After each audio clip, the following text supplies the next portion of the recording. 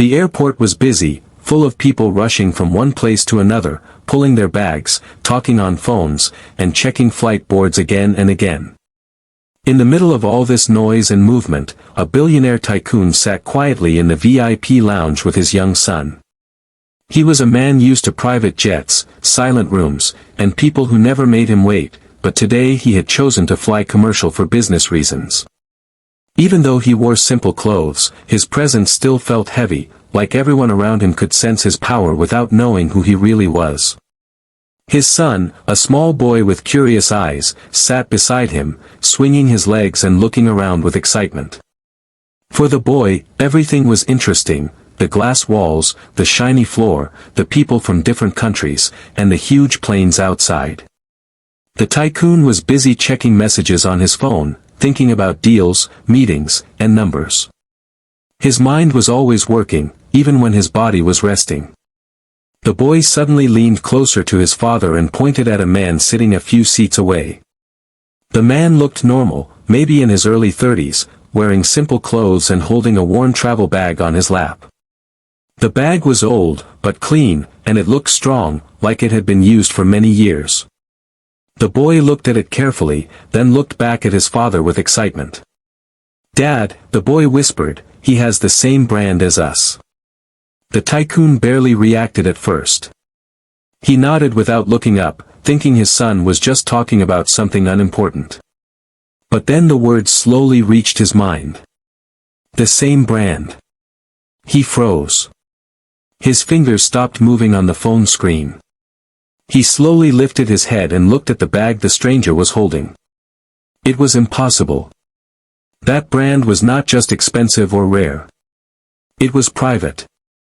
Years ago, the tycoon had ordered it to be made only for his family. Only 5 bags had ever been created, each with a hidden mark inside. They were never sold in stores. They were never advertised. They were never meant to be seen by strangers.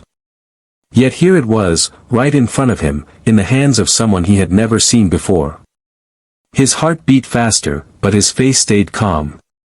Years of controlling emotions had trained him well. He looked at the stranger carefully without making it obvious. The man looked tired, like someone who had not slept well for many nights. His shoes were old, his clothes simple, and his hands showed signs of hard work. He didn't look rich. He didn't look powerful. He didn't look like someone who belonged to the tycoon's world at all. And yet, that bag was proof that something was wrong. The boy kept talking, not knowing what he had just started. "We have that bag at home, right? The one you don't let anyone touch," he said innocently. The tycoon placed a hand on his son's shoulder, gently asking him to be quiet. His eyes never left the bag. His mind began to travel back in time, to memories he had buried deep, memories he had promised himself never to open again. A woman's voice, a crying child, a stormy night, and a decision that had changed everything. His chest felt tight. He told himself to stay calm. Maybe it was a fake. Maybe it just looked similar. Maybe his eyes were playing tricks on him. But something deep inside him knew that this was not a coincidence. The stranger stood up suddenly, adjusting the bag on his shoulder. For a moment, their eyes met. Just 1 second, but it felt like a shock. The tycoon felt a strange feeling, something he had not felt in many years. It was not anger. It was not fear. It was something else. Something heavy. Something emotional. Something he could not explain. The stranger looked away quickly, as if he felt uncomfortable being stared at. He walked toward the coffee counter, standing in line like everyone else. The tycoon watched him go, his thoughts spinning out of control. He had faced business enemies, political leaders, and billion-dollar losses without blinking, but this simple moment was shaking him more than anything ever had. The boy tugged his father's sleeve. "Dad, are you okay?" he asked. The tycoon forced a small smile. "Yes," he said, though his voice sounded different, even to himself. But he was not okay. Deep inside, something had been unlocked. A door he had sealed shut years ago was now opening slowly, and he could not stop it. That bag was not just a bag. It was a piece of the past. A past filled with regret, secrets, and pain. Around them, people continued moving, laughing, and talking, completely unaware that one small sentence spoken by a child had just changed a powerful man's life forever. What looked like an ordinary moment in a busy airport was actually the beginning of a story that would soon shock the tycoon, his family, and everyone connected to his world. And the man with the bag had no idea that his life was about to change too. The tycoon could not focus anymore. Even though he was still sitting in the VIP lounge, his mind was no longer there. His phone lay silent in his hand, the screen dark, forgotten. All he could see was that bag. That one object had disturbed a peace he had carefully built over many years. He tried to tell himself to relax. He had seen many things in life. He had faced danger, betrayal, and loss. This was just a bag. Nothing more. But his heart refused to listen. It beat faster, louder, like it was warning him about something coming from the past. The man with the bag stood near the coffee counter, waiting for his turn. The tycoon studied him quietly. The stranger's movements were simple and careful. He checked his wallet twice before ordering, like someone who had to count every coin. He looked around nervously, not confident like rich people, but alert like someone who had learned to survive on his own. The tycoon felt a strange pain in his chest. He did not understand why. He had never felt connected to a stranger before. Yet this man's presence made him uncomfortable, like a mirror showing him something he didn't want to see. He slowly stood up and walked closer, pretending to look at his phone while passing by. As he got near, he noticed small details. The bag was not fake. The leather was aged perfectly, not cracked, not cheap. The stitching was the same special pattern he had personally approved years ago. And then he saw it. A small symbol near the handle. Almost invisible. A mark only he and the craftsman knew about. His breath stopped. There was no doubt now. This bag was real. And if this bag was real, then the past he had buried was also real. His hands started to shake slightly, and he quickly placed them in his pockets so no one could see. He walked back to his seat and sat down heavily. His son looked at him again, confused. "Dad, you look tired," the boy said softly. "I am fine," the tycoon replied, but his voice was cold and distant. He did not want his son to see the storm inside him. His mind went back many years, to a time when he was not this powerful man, when life was messy and full of mistakes. He remembered a night filled with rain, shouting, and fear. A night when he had made a decision that protected his empire but destroyed something else. Something human. Something important.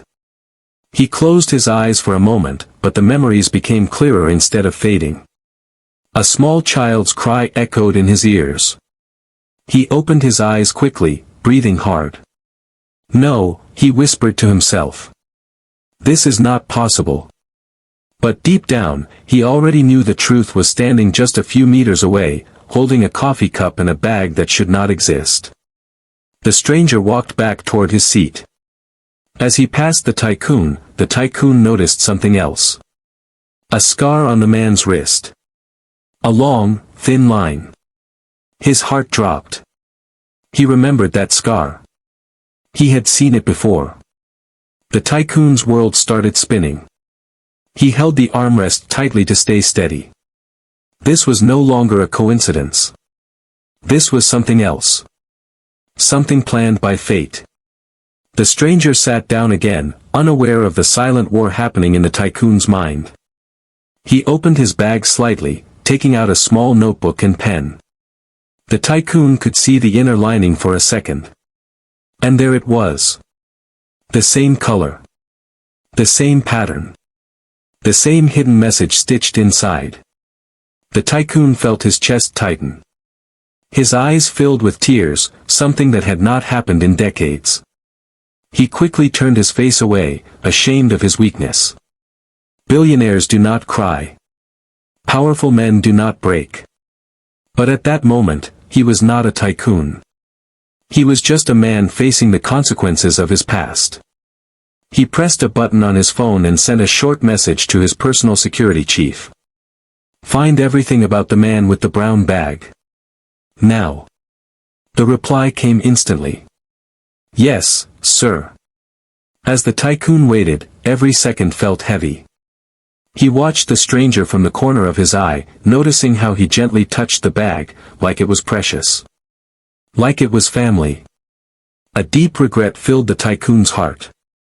If what he feared was true, then this man had lived a hard life while he had lived in comfort. The thought hurt more than any loss of money ever had. The boarding announcement echoed through the lounge. People began to stand, gathering their things. The stranger stood up too, lifting the bag onto his shoulder. The tycoon's heart raced.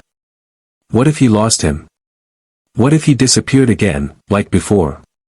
Without thinking, the tycoon stood up as well.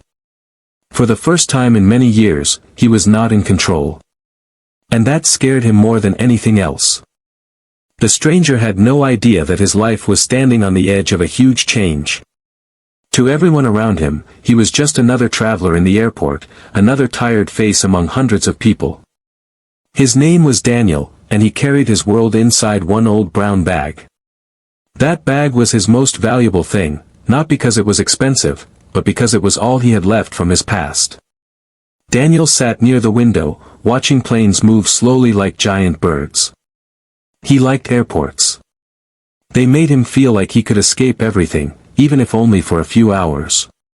Today, he was traveling to a new city to look for work. The old one had nothing left for him. No job. No home. No future. He gently placed the bag on his lap and ran his fingers over the leather, like he always did when he felt nervous. His mother had given him this bag many years ago, just before she died. She had held his hands tightly and said, "Never lose this. It's important. One day, it may help you understand who you are." At that time, he had laughed. He was young and didn't care about mysteries. But after she was gone, the bag became his comfort. He never opened it fully in front of anyone. It felt personal, like a part of her was still alive inside it. Life had not been kind to Daniel. He grew up poor, moved from place to place, and learned early that no one was coming to save him. His mother worked many jobs and never complained, but he could see the pain in her eyes. She never spoke about his father. Not once. And Daniel learned not to ask. After she died, everything became harder. He worked in factories, warehouses, construction sites, any job that paid something. He was honest, quiet, and hard-working, but luck never stayed with him for long. Every time he thought life was getting better, something went wrong. That was why he was sitting here now, holding a coffee he could barely afford, waiting for a flight to a city where he knew no one. He told himself this was a fresh start. He told himself things would change. But deep inside, he was tired of hoping. He adjusted the bag on his lap and noticed a man watching him from across the lounge. The man looked calm, well-dressed, and powerful. Daniel felt uncomfortable. Rich people always made him nervous. They belonged to a different world, a world that never opened its doors for people like him. When their eyes met earlier, Daniel had quickly looked away. Something about that man's stare had felt strange. It wasn't rude. It wasn't angry. It was deep. Heavy. Almost emotional. It made Daniel's chest feel tight, though he didn't know why. He took out a small notebook from his bag. Inside were numbers, addresses, and old dreams he still hadn't given up on.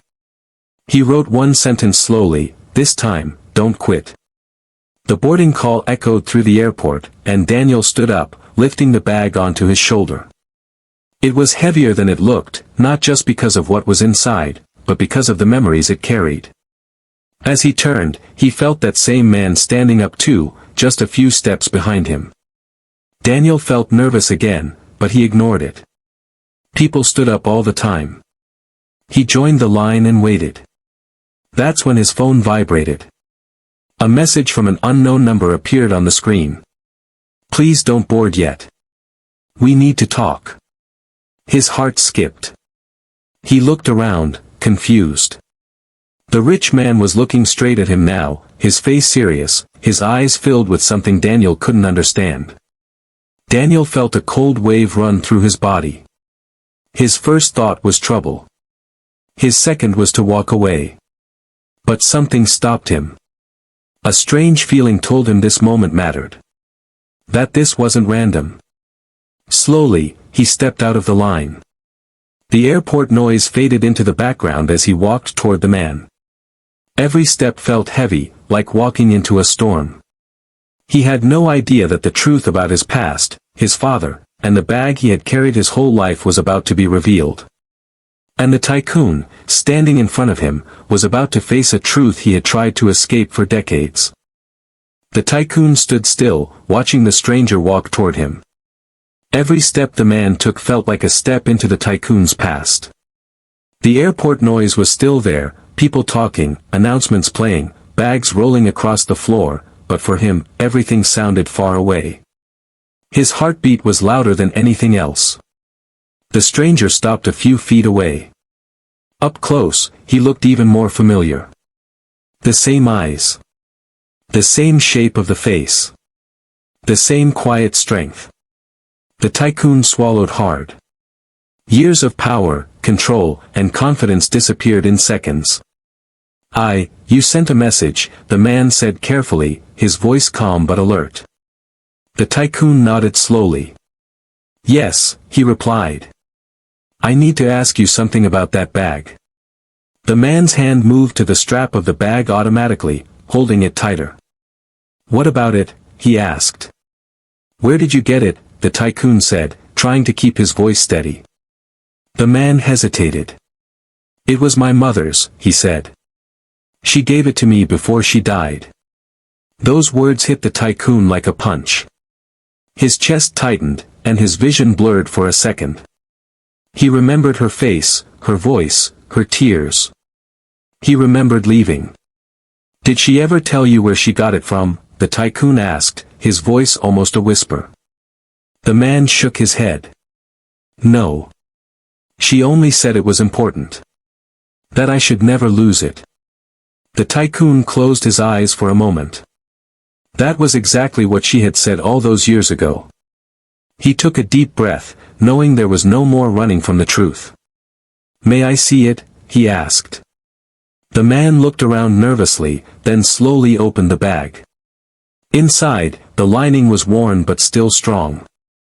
The tycoon leaned closer, his hands trembling. And there it was. The hidden message stitched inside, faded but clear. "For my son, always." The tycoon stepped back, his legs weak. Tears filled his eyes. This was not a coincidence. This was not a mistake. This was fate forcing him to face his biggest failure. "That message," the man said softly, noticing his reaction. "I always wondered who wrote it." "I did," the tycoon said, his voice breaking. Silence fell between them. The man stared at him, confused. "What do you mean?" The tycoon looked at him, no longer as a stranger, but as the child he had once held and then lost. "I am your father," he said. The words hung in the air like a storm. The man took a step back. "No," he said sharply. "That's not possible." "I know it's hard to believe," the tycoon said. "But everything about you, your mother, this bag, it all belongs to me. To us." The man's hands shook. His mind raced with memories of his mother's silence, her sadness, her strength. A part of him had always known there was something missing. But he had never expected this. "If you are my father," he said slowly, "where were you all these years?" The question cut deep. The tycoon lowered his head. "I chose my empire over my family," he said honestly. "And it's the biggest mistake of my life." The man felt anger rising in his chest. My mother struggled every day, he said. She worked until her hands bled. She died tired. Alone. And you were building an empire? The tycoon nodded, tears falling freely now. Yes, he said. And I can never forgive myself for that. People were starting to look at them. The emotion was too strong to hide. The tycoon gestured toward a quiet corner, and after a moment of hesitation, the man followed. They sat down slowly, two lives connected by blood but separated by time and pain. My name is Daniel, the man said. I know, the tycoon replied softly. I named you. Daniel's breath caught in his throat. I don't know what to feel, Daniel said. My whole life is changing in one moment. I don't expect forgiveness, the tycoon said. I only want a chance to make things right. Daniel looked at the bag again, then at the man sitting in front of him. For the first time, he saw not a powerful tycoon, but a broken man. The boarding announcement played again. The moment was slipping away. Daniel stood up. I need time, he said. I can't just forget the past. I understand, the tycoon replied. But please, don't disappear again. Daniel paused, then slowly nodded. I won't, he said. As Daniel walked away, the tycoon sat alone, shaking. The truth had finally come out. The bag had done its job. The past had caught up with him. And nothing would ever be the same again. The silence after Daniel walked away was heavier than any noise in the airport. The tycoon sat there for a long moment, staring at the empty space where his son had been standing. His hands were still shaking. He had built companies, controlled markets, and influenced governments, but nothing had ever prepared him for this feeling. The truth was out, and there was no way to take it back. Minutes passed, but it felt like hours. People continued boarding, announcements echoed, and life moved forward as if nothing had happened. But for the tycoon, time had stopped. He finally stood up, his legs weak, and followed Daniel from a distance. He did not want to pressure him, but he could not let him disappear again. Not after finding him once more. Daniel was standing near the gate, staring at his boarding pass without seeing it. His mind was spinning. The words, I am your father, kept repeating in his head like an echo that refused to fade. His whole life had been built on questions, and now the biggest answer had come from the last person he expected. The tycoon slowly walked closer. Daniel, he said softly. Daniel turned around. His eyes were red, filled with confusion, anger, and pain. Why now? He asked. Why after all these years? The tycoon took a deep breath. Because fate gave me one last chance, he said. And because I was too afraid before. Daniel laughed bitterly. Afraid, he said. You were powerful enough to rule everything, but not brave enough to look for your own son. The words cut deep, but the tycoon did not defend himself. You are right, he said. I failed you. I failed your mother. Every night, I thought about you, but I told myself it was too late. I told myself you were better without me. That was a lie. Daniel looked away, his jaw tight. My mother died believing you forgot us, he said quietly. The tycoon's eyes filled with tears again. I never forgot, he whispered. I was just a coward. They stood there, two men facing a past that could not be changed. Finally, Daniel spoke again. What do you want from me? He asked.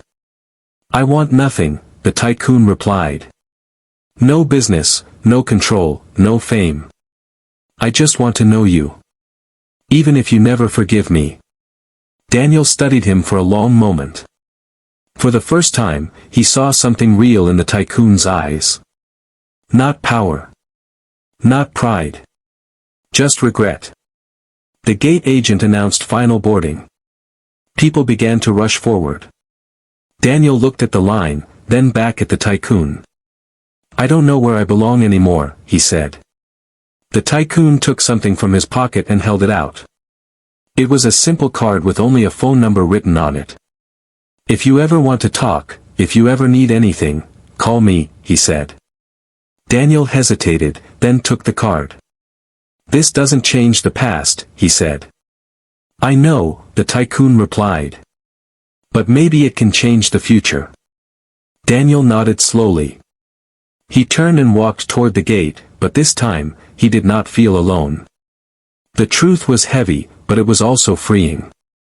For the first time in his life, he knew who he was and where he came from. The tycoon watched him disappear down the tunnel, his heart breaking and healing at the same time. He did not know if Daniel would ever call. He did not know if forgiveness would come. But he knew one thing: he would not run away again. As the next announcement echoed through the airport, the tycoon sat down and closed his eyes. His empire was still waiting. His meetings were still important. But none of it mattered now. For the first time in his life, he had found something worth more than money. And this time, he was not going to lose it. The tycoon did not board his flight. As the plane took off without him, he sat alone in the airport lounge, staring at the empty runway through the glass wall. The engines roared in the distance, but inside him there was only silence. For the first time in decades, he had missed an important meeting on purpose. For the first time, business did not matter. His phone buzzed again and again. Assistants, partners, and directors were calling, confused and worried. He ignored them all. His hands were resting on his knees, and they felt heavy, like they belonged to someone else. The powerful man everyone feared was gone. In his place was a father who had just realized how much he had lost. He closed his eyes, and memories came back like a flood. The first time he held a baby in his arms. The tiny fingers holding his own. The promise he had made to protect that child forever. He remembered the night he walked away, telling himself it was necessary, telling himself it was temporary. Temporary had become forever. A sharp pain spread through his chest. His breathing became slow and deep, like he was carrying a mountain inside his heart. He leaned forward, resting his elbows on his knees, hiding his face in his hands. No one in that airport recognized the broken man sitting there. If they did, they would not believe it was the same tycoon who controlled half the city's wealth. His phone buzzed again. This time, it was a message from his son's school. "Your son is waiting for you outside. School ended early today." The words hit him hard. Another son. Another child waiting for him. Was he about to make the same mistake again? He stood up suddenly, fear rushing through his body. He grabbed his coat and walked fast toward the exit, ignoring the stares of people around him. The driver was waiting outside, confused by the sudden change in plans. "Home," the tycoon said sharply. The car moved through traffic while the city passed by like a blur. His mind was racing. He kept seeing Daniel's eyes, filled with pain and disbelief. He kept hearing his own voice saying, "I chose my empire over my family." When he reached home, his young son ran toward him and hugged his legs tightly. The tycoon froze for a second, then slowly bent down and held him close. This time, he did not push him away. He did not check his phone. He just held him. "I missed you, Dad," the boy said. The tycoon closed his eyes. "I missed you too," he replied, his voice shaking. That night, he could not sleep. He sat in his office, staring at old photos. One photo stopped him. It was of Daniel's mother, smiling softly, holding a baby wrapped in a blanket. The date on the back burned into his mind. He opened his laptop and canceled meetings. He postponed deals. He shocked his entire company with one message: "I am taking time off. Do not contact me unless it is an emergency." People would talk. The media would question. Investors would panic. But he did not care. The next morning, he did something he had never done before. He went to a small hospital on the edge of the city. It was where Daniel's mother had worked once. He spoke to old nurses, checked records, and listened to stories. Each one hurt, but each one also brought him closer to the truth. By afternoon, he sat in his car, holding a small envelope.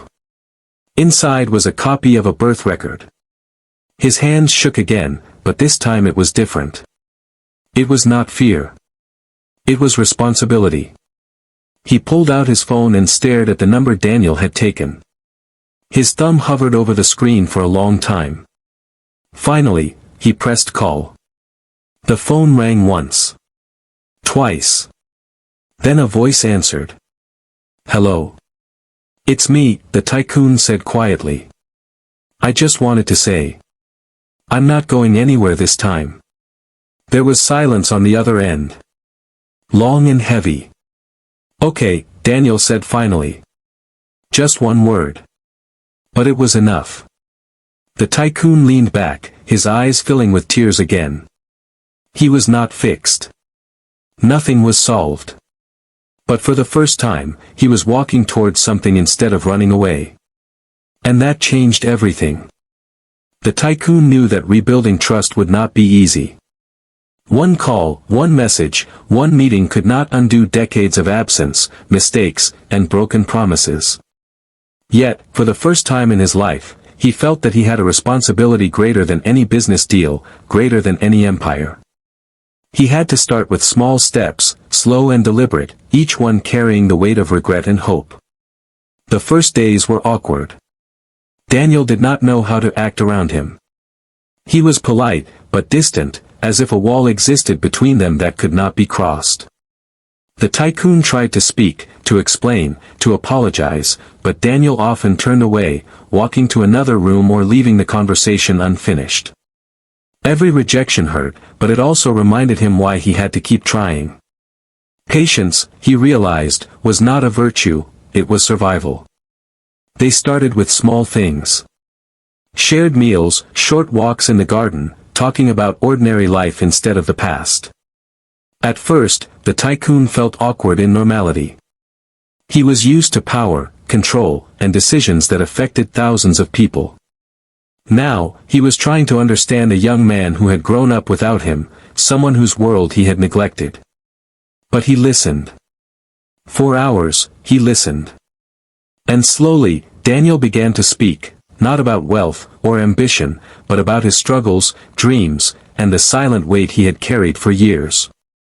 One evening, they sat in the old family study, the same room where the Tycoon had made countless deals. Daniel held the brown bag, now worn but still precious, and ran his fingers over the leather. This was the only thing I had from my mother, he said quietly.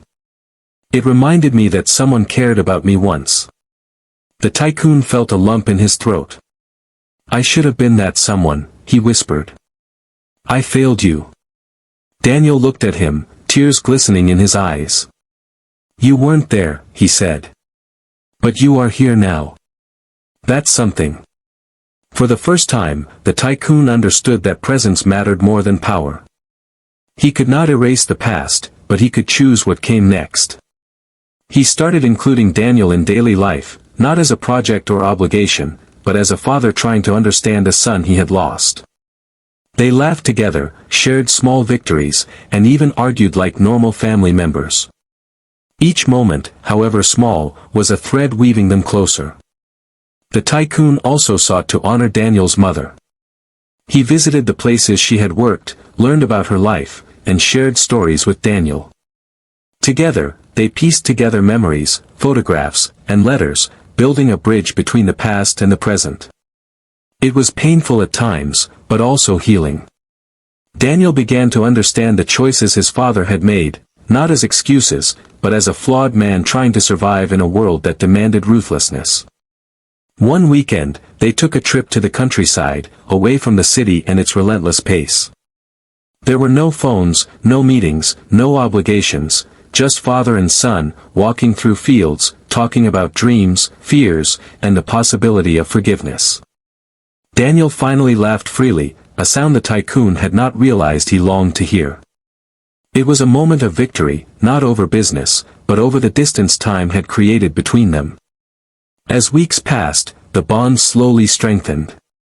Daniel learned that his father's wealth and power were not the only sides of him. There was vulnerability, regret, and love hidden beneath the surface. The tycoon learned that wealth could not buy respect or trust, only time, patience, and honesty could.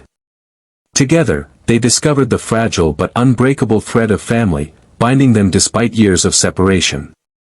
By the end of the month, the tycoon realized something profound. Rebuilding was not about making up for lost years. It was about creating new ones. He could not undo the past, but he could make the present meaningful. And as he watched Daniel smile at a small joke, he understood that real success was not measured in billions, but in moments like this, moments of connection, trust, and love. For the first time in decades, the tycoon slept peacefully. He had faced the consequences of his choices, confronted his failures, and begun to repair what mattered most. The empire could wait. The power could wait. What could not wait was family, and now, he had a chance to get it right. The journey was far from over, but the first steps had been taken.